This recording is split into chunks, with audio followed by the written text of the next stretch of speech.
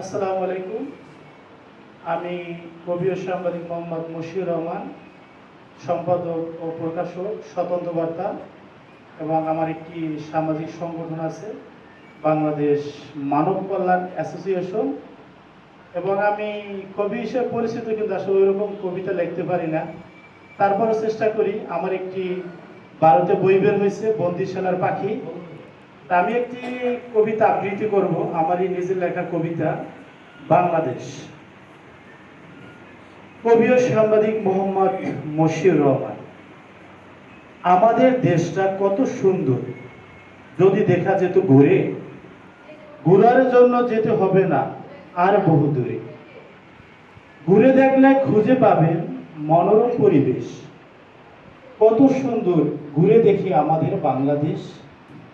কি নেই এদেশে যদি দেখার থাকে মন, আপনি অবশ্যই দেখতে যাবেন আমাদের সুন্দরবন। সুন্দরবনের মনোরম পরিবেশে মুগ্ধ হয়ে যাবে। চোখ ঘুরালে বাঘমামাকে দেখতে তুমি পাবে। কক্সবাজারে ঘুরতে গেলে সমুদ্রে দেখবে ঢেউ। আমাদের দেশটা কত সুন্দর, বুঝি না তা কেউ। সিলেটের চা বাগান পাহাড় কত আছে, ঘুরতে গেলে বুঝতে পারি কত সৌন্দর্য কাছে। তবু আমরা ঘোরার জন্য বিদেশে দেই পা, এই কথা শুনলে আমার জ্বলে উঠে গা। এত সুন্দর দেশটা রেখে বিদেশে কেন যাবে? আমাদের মতো দেশটা তুমি কোথায় খুঁজে পাবে? ঢাকায় আছে আহসান মঞ্জিল, খুঁজে পাবে পুরনো ইতিহাস।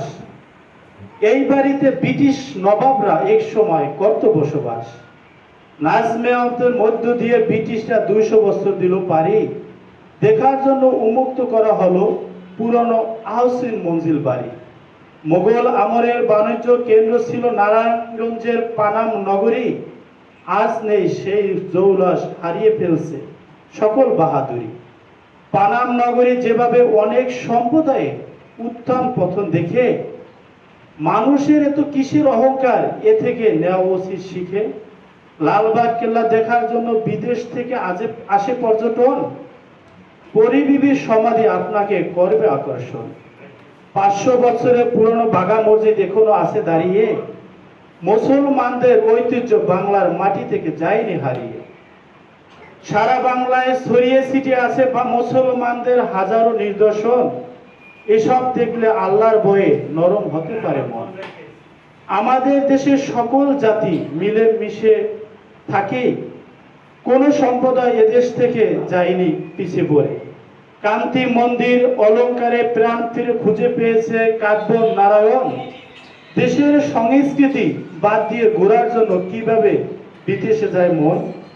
শেষ হবে না সারা জীবন যদি এদেশের সৌন্দর্য দেখো। কলমের কালি ফুরিয়ে যাবে যদি এদেশ নিয়ে কবিতা গল্প লেখো। এদেশে বসবাস করে যদি সকল সৌন্দর্য করো উপভোগ, তাহলেই তুমি হতে পারবে একজন খাঁটি বাঙালি লোক। খাঁটি বাঙালি হলে তুমি এদেশের সৌন্দর্য দেখে করো শেষ। তোমার জন্য অপেক্ষা করবে নতুন বাংলাদেশ। ধন্যবাদ।